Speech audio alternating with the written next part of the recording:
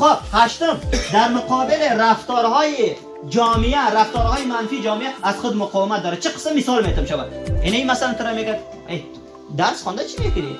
درس خواندگی چی بچه رسیده؟ تحت تاثیر گپ مردم نمیره. کسی که در خودشناسی رسیده تحت گپ منفی مردم نمیره. شاباس خود باور دارم. دیگرها 1000 بار تبم بگه که تو نمیتونی، او میگه من میتونم. میگه وقتی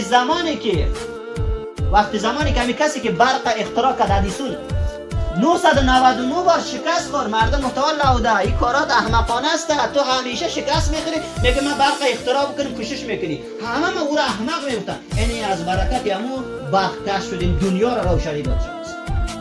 قبل از اینکه دیگران تو را باور بکنه خودت باید باور بکنی. قبل از اینکه مردم تو را تخریب بکنه خودت اصلاح بکنی. شاباس وگرنه نابود میشی. اگر به گپ مردم ما بریم ما نابود میشیم. شاباس اصلا در مقابل گپ های منفی دیگران گوشهایتان کرد و چشمهایتان کور باشه. شاباس خودتان را باور بکنی، خودتان مهم هستین، خودتان را برسانی. شاباس و نهم، به همه کس احترام میکنه. کسایی که به سطح خودشناسی رسیده اند به همه کس احترام میکنه، به خرد و کلان احترام میکنه. شاباس گستاخ نیست، آدمی متکبر نیست، آدمی گستاخ نیست، همه را احترام میکنه. شاباس و نهم، کسی را سرزنش نمیکنه، کسی را تهمت نمیکنه، کسی را توهین نمیکنه.